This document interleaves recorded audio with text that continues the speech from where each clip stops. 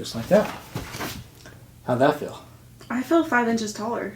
You are 5 inches taller. What are you talking about?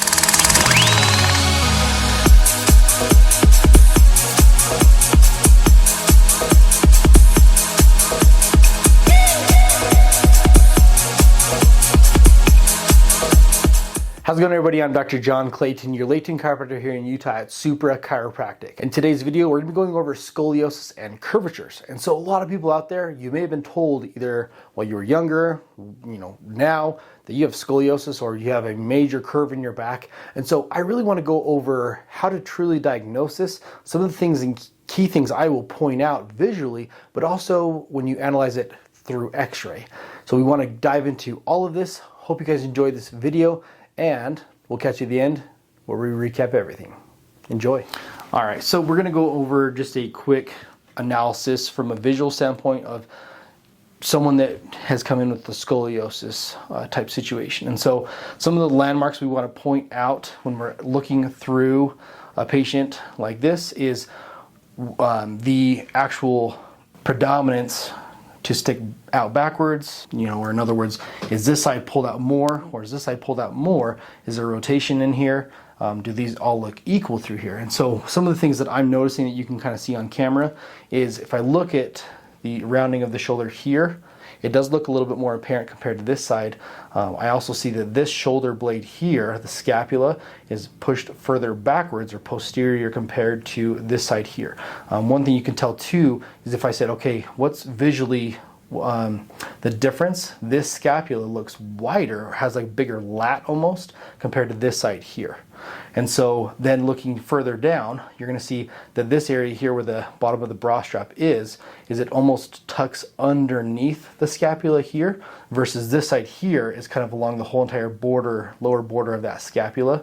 And so I can see that this almost is narrower here compared to over here. And so then looking at this lower lat as it comes down and hooks into the spine, this almost looks like it's bulging more here or has more muscular growth compared to this one here. And so what this is telling me is that the spine is rotating this way. And so we're actually seeing that the body's moving this way almost with the change of the spine, which does indicate a scoliosis type situation. So if we go back to neutral, all right, we're going to look here. And so once we do an x-ray evaluation, we'll kind of point out some differences that we see beyond just the muscular levels and actually the full depth towards the spine.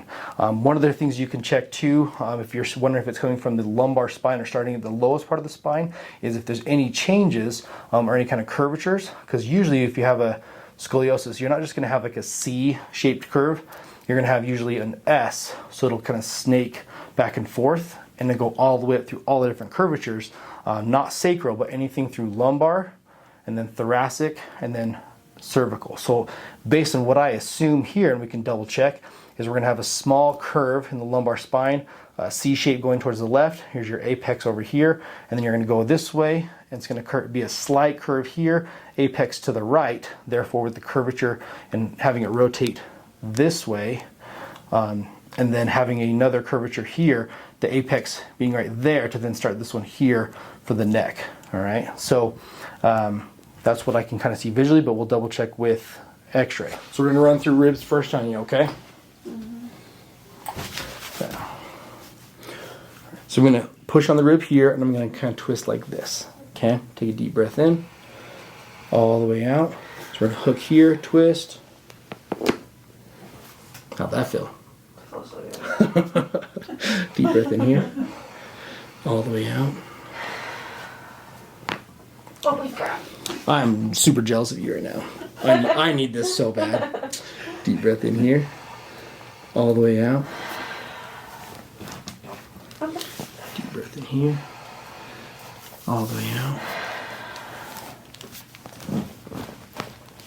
That was a deep one there.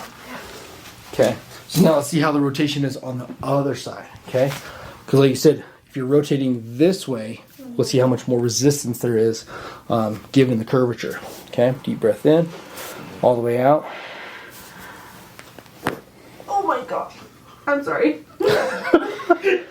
No, you need to be real. Like, people want to see real. So you're good.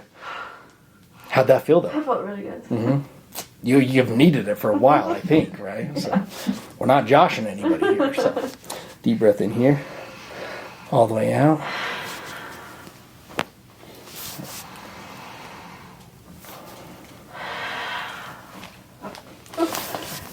Deep breath in here, all the way out. Okay. So way more resistance. You can feel that, how much tighter this is here. So in the end, now when I adjust the spine, I want to adjust into the rotation as well. Okay? Deep breath in here, all the way out. Then rotate here. Deep breath in here, all the way out. Rotate here. Okay? And then deep breath in here, all the way out. Okay. So in the end too, I would suspect the same thing. Most likely in any kind of scoliosis or curvature situation, you want to focus on the rotation, right? Rather than the spine. Yes, the spine is curving a lot, but most of your brunt of the actual force of the curve is going to go into the ribs. They're going to need it more. Okay? So now we're going to go up in here real quick. Deep breath in, all the way out. Relax. We're going to move over to the side. Oh my gosh, that's so. Oh, that's so. It's kind of scary, huh? Yeah. Okay, we got one more side to do. You good? Okay, yeah. Let's do it. Okay. Deep breath in, all the way out. Let it relax. Okay. You survived. But we still got to go up and do there's one more rib. Okay. You got this. Okay, so we're going to lift right up in here in front of your traps. Feel that right there? That's a rib. That's a rib. Okay, see how this one's higher than this one? Okay.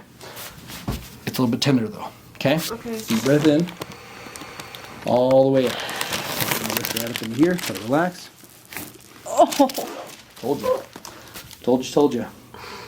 Deep breath in here now. All the way up. Let it relax. How'd that feel? That felt good. That's a good one to end on, I guess. Okay. All right. Feeling okay there? All right. My eyes are watering a little bit. That's okay. Okay. So I'm gonna have you lay in your right side first for me. Do you want my arm? Yeah. So just put your arm down how you had it there. Perfect. Okay. Basically, just give yourself a big hug. Okay. Here. Okay. Bring this leg up here like this. Bring this one here. Scooch it towards me just a bit. There you go. Okay, and push on the shoulder here. Deep breath in. All the way out. Just want to lift this knee up, twist back here, like this. Okay, set that deep one in there. Whew. Okay, now lay on your other side. Okay. Perfect, bend that guy there. Okay, this is a little bit different. I push more forward on your hip. Okay, don't let me crush your wrist there. Deep breath in. All the way out, and push all the way in like this. Good, not too bad. Now lay on your back for me. Just a hair for you. Okay, this will just feel like a very strong pull in the hip socket here. Okay? So we're gonna hold here, let it relax. What the freaking heck? Yeah. Okay, let this one relax here. Same thing, let it relax. Right? Pretty intense. Yep. Catch It your doesn't breath. hurt. I don't know why I'm sweating so bad. Yeah, that's a given. You're gonna sweat. So yeah, that's okay. I'm gonna need some electrolytes. I sweat. Oh, do it. Yeah. Do it. I drink water all day long. So now we're gonna go through and do your feet real quick. Okay. So a very strong pull again. We're just gonna go through the ankle, then down through the foot, through here, and down to the toes. Toes are a little bit tortuous. Okay. So we're gonna pull. Okay. Let your ankle relax. And feel a very strong pull. Let it relax. Now lift up here. There you go. Here. Okay. Okay, this is a really weird one. Okay. We're gonna roll here.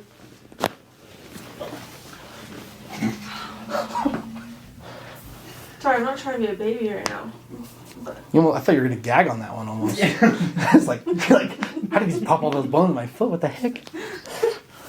Okay, same thing over here. Same anatomy. Okay, you got this.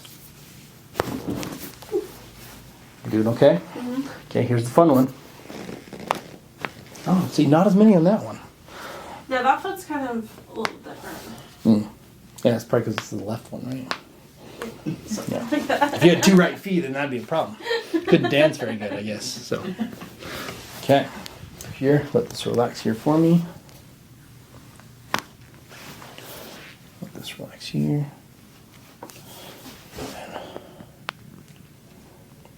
It's a tight one there. Jeez.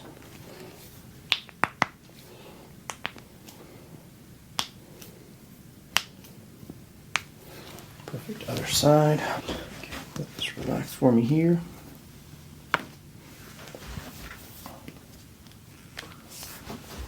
Relax.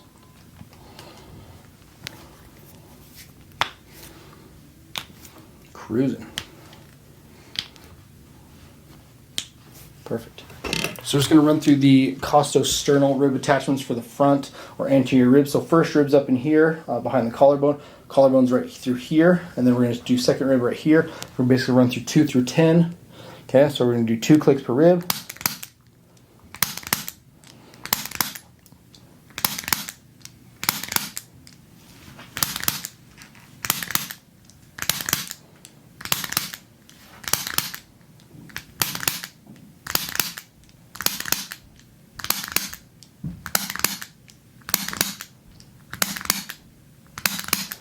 Perfect.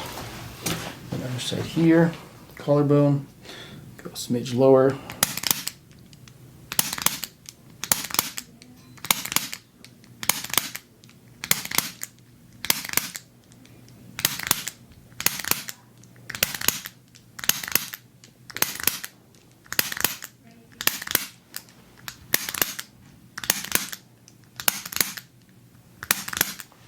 So we're just going to kind of feel side to side. So if you've never had your neck adjusted, I'm looking for areas that are restricted in motion, right? So see how I can push here, kind of moves a little bit tight, but I push over here and it's like, that ain't going. That ain't going down there, okay? So those are the ones I want to adjust to give them more motion. So we're going to go here, turn to the side, let it relax. We're just going to do a little push, okay? Not too bad, right? A lot scarier It's than a little bit scary, like the thought of it, but it's like not bad. Yeah. Relax there for me. So we're just going to go here, a little bit of movement here. Ooh, let it relax. Drop down. Let it go. Oh, see? As soon as I said let it go, it's just boom. Yeah. Little click in there. Easy. Okay, so now you're going to slide down, kind of lock your knees down to the bottom of the table. And this just decompresses your spine.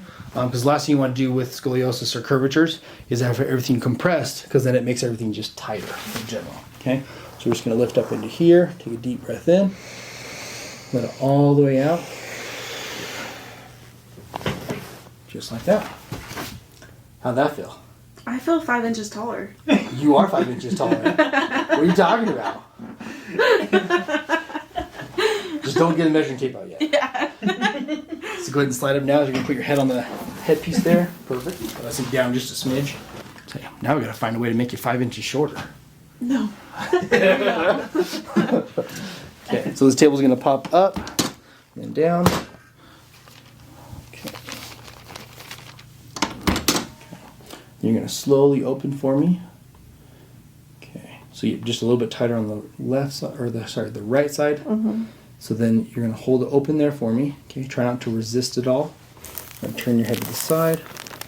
Okay, we're going to go right there. We're going to go right on the joint. Okay, keep it open there. Keep it open. And feel a little bit of push and be nice and fast for you, okay? Okay, just like that. Sweet. Sweet, sweet, sweet. All right, so we have our spine for the patient. This is after the x-rays, and so we're going to kind of explain a few things. It's going to be a little bit difficult to see because we are just having to go off of old school x-rays and kind of a pen that I'm going to use to show you. So it's going to be kind of a dark line, so try your best to follow along. One of the biggest things is when you're going to look at a scoliosis on a patient or any kind of curvatures is you want to make sure and see, is this stemming from the lower back area? Is it from the upper back only? And in the end, if it's coming from a lower back area through here versus just starting up in the spine through here, you're more likely, if it's combining both, to be more of an S shaped curve versus a C-shaped curve if it's only in one area of the spine. And so because we can definitely tell that it's starting from this lower section here, you can see a slight curve. This is the right side of the patient, so it does seem a little bit backwards. This is the right side of the patient. This is the left side of the patient. Same thing as this indicator here. This is the right side of the patient, and this is the left side of the patient over here.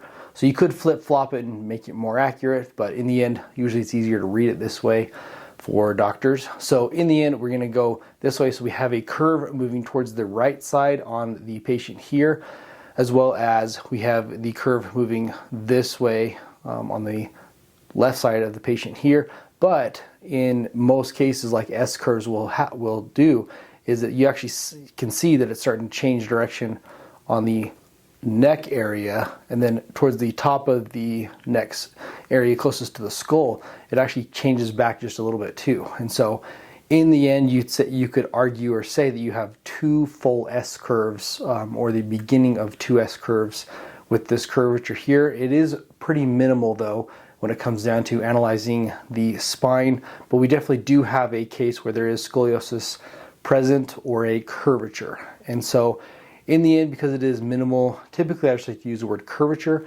but from other things that we want to kind of pinpoint and see, it's a little bit difficult to tell. So I can try and zoom in a little bit closer on this section here. Oops. All right, so now we're zoomed in here on this lower back one here.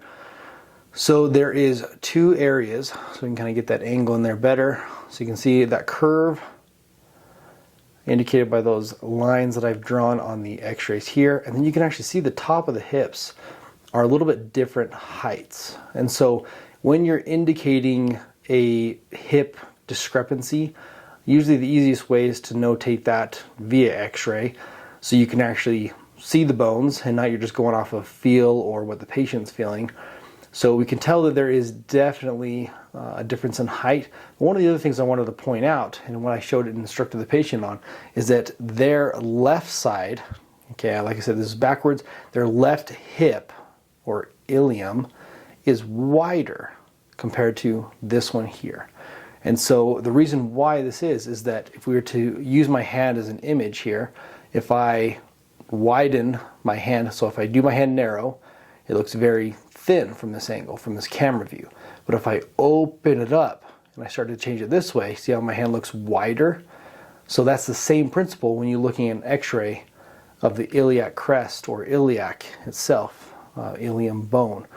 So with this, you can assume or put together that this left hip has external rotation, so it's opening up wider, versus this one here is narrower compared to the left hip. So right hip narrow. With this as well, you can argue based on a position for chiropractic adjusting that this hip is anterior and superior. This hip is posterior and inferior. And so that's how you would actually adjust those or go off of an adjustment standpoint as a chiropractor.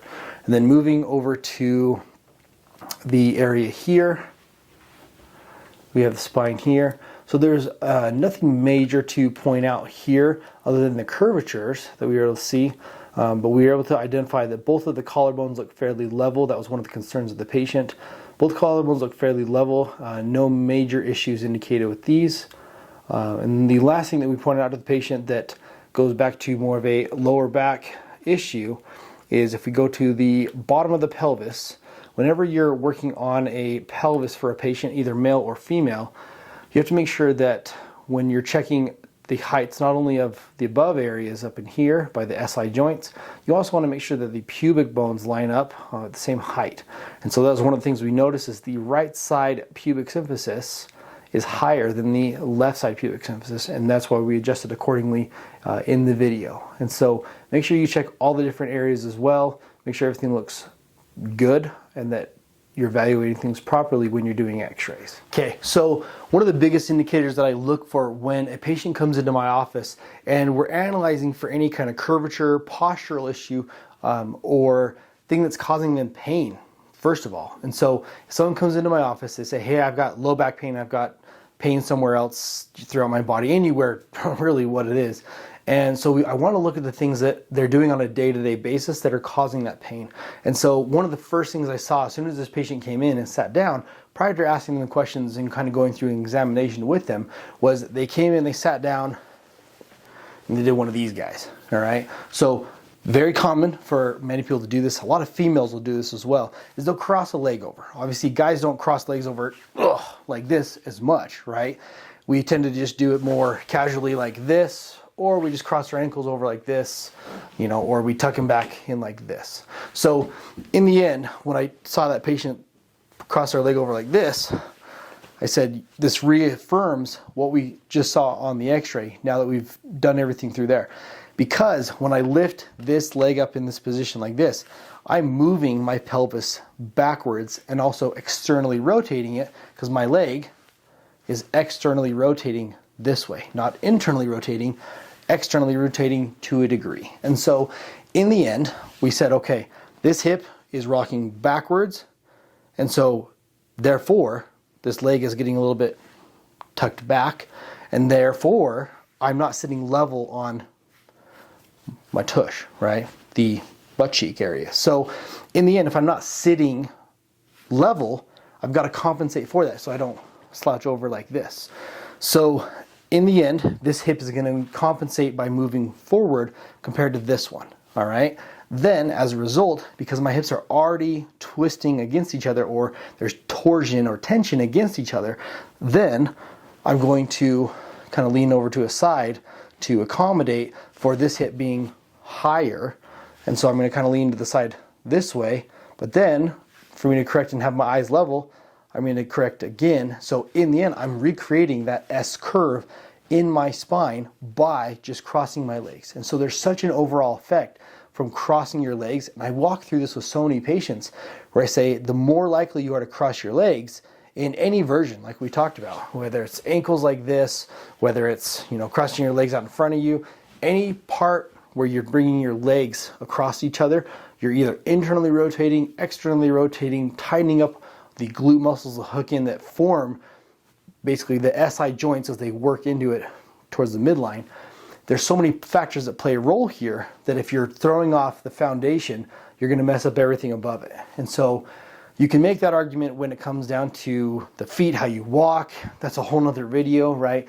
But we really wanted to focus on just a sitting posture for this patient, because in the end, if they're also sitting a certain way and they're rotating, their spine's going to go out of whack that way.